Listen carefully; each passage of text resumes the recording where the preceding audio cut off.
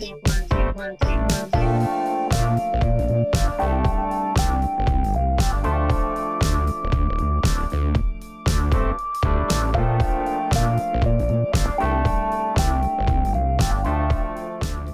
from Tokyo, my dear friends. This is Daisuke, and I very much hope that this video finds you well and in very good spirits wherever you are in the world. And today, if you don't mind, I'd like to continue on with our discussions of 1970s disaster movies. And I'd like to focus our attention, if I may, on another very special, suspenseful, spectacular entertainment. This time from the year 1977. And this is a film whose story is credited to Sanford Sheldon and Richard Levinson and William Link. And the screenplay is credited to Richard Levinson and William Link. And the music is by Lalo Schifrin, and it is directed by James Goldstone and produced by Jennings Lang. And it has another very memorable, very formidable cast, included in which are, for example, George Segal and Richard Widmark and Timothy Bottoms, Harry Guardino, Susan Strasberg, Helen Hunt, and Henry Fonda. This is a film that was presented in Sensurround, and the title of the film says it all. It is called Roller Coaster. Roller Coaster is a very suspenseful film, and it involves an antagonist played by Timothy Bottoms and his use of explosives in trying to sabotage and destroy theme park attractions, the roller coasters of the title. And we see very early on at the outset, the opening of the film, the extent to which he can cause really terrible and horrible damage and loss of life and real disaster situations. And from here we have the introduction of the safety inspector character, played with such great human believability and charm by George Segal. And through his introduction, we get a sense of his professional drive, and his personal life.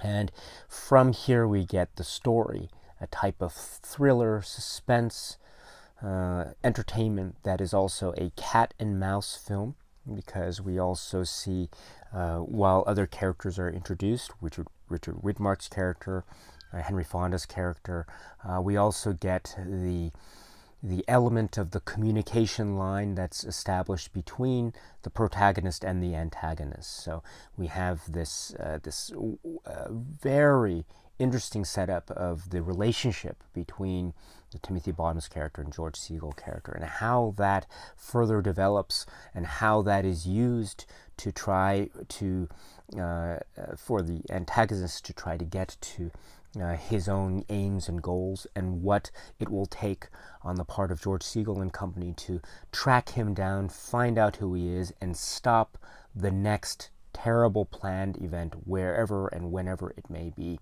the target of which will be some roller coaster. And so it is a really taut, suspenseful thriller that is also a disaster film, arguably, and it's a cat and mouse film. It is also a drama film, and it is very suspenseful, very exciting, and very spectacular indeed.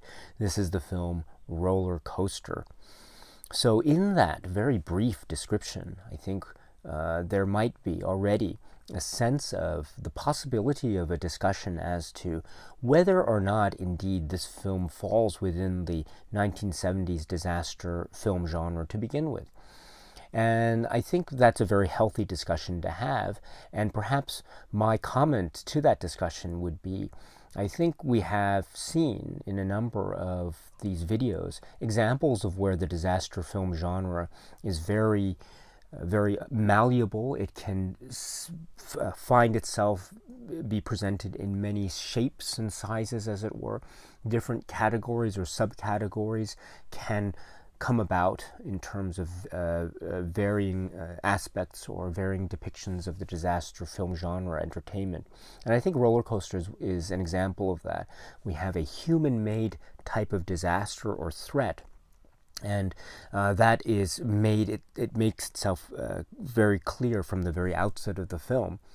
And then from there on, we have this tension that's in the air, the suspense and tension that's in the air as to when will the next terrible event take place, and will the heroes be able to stop it in time, or won't they? And so I think in that way we have an interesting take or an interesting twist on the disaster genre in terms of the presentation of this type of information almost immediately, and from then on we see possibilities of similar types of events occurring or not, and will they or won't they? That is the question that will occupy us, the viewers, right on through to the very end. And so I think that is a really great way of sustaining the suspense, and also it's a great way of interpreting, if you will, or trying to calibrate or recalibrate, if you will, the sense of the film Roller Coaster within the disaster genre. So I think it works, and I think it works very, very well indeed. And also in that sense, we have a disaster or disaster situations or potential threats anyway that are seen to be affecting a wide array of characters. And for the most part, or to a certain degree anyway, we do see senses of say a network of characters. Maybe they do or they don't know each other, again depending on the circumstances that we see portrayed in the film. And to a certain degree we do get a little bit of the drama or melodrama focus, perhaps in particular as we see it portrayed through the George Segal character and indications of his personal life as well as his professional endeavors in trying to stop the next event. And so in that way, one can see this as a type of continuation of the disaster film genre as we have seen it in the past in our discussions, in terms of some kind of event that is linked in some way to the drama or melodrama aspect. Of course, there are varying levels, and we can see that perhaps Roller Coaster has maybe levels that are more highly tuned this way versus more lowly tuned that way. But still, I think that sense of a template, if you will, or traits of genre are certainly there, or arguably there. It is also a very suspenseful film, as I say. It is a cat and mouse film, and I think that element really shines through in the performances, George Segal's character and Timothy Bottom's character in particular, and how they have this very very interesting relationship that is established through a line of communication, and that leads to the further developments and wrinkles in the plot as it develops, and the way that Timothy Bottoms' character is essentially teasing everyone because he believes that perhaps he really will be able to win out in the end, and it's up to the protagonist heroes to try their very best to stop the next one, and to figure out the clues, and to put together all the little things that they've heard, and to solve the mystery as to who this person actually is. Another thing too about this film, this is a film that could also be said to be a type of mystery. And in the end, we as viewers have to wonder how we interpret this mystery based on the information that we receive versus the information that is withheld from us. And so that's one of the intriguing things too about the characterizations, in particular Timothy Bottom's character. It's interesting to note how much information we know versus how much information is withheld. And I think that adds to the mystery of his character, and also adds to the terror and threat and menace and sinister nature of his character and what he represents. And also, speaking of character depictions, there are details, the actual design of the devices. There's a certain analog, homemade quality which makes it even more eerie in a certain way. There is the way that the music seems to envelop the situation and the environment. It is very innocent sounding, but there's also a sense of of the uneasy, which is a great blend, and it adds to the fact that the environment itself is filled with tension, and we as the audience members or the viewers, I think, get a sense of that. And the performances themselves, George Segal I mentioned, Timothy Bottoms I mentioned. There's also a great cast such as Richard Widmark and what he brings, and how his character is almost like a counterpoint, if you will, to George Segal's character.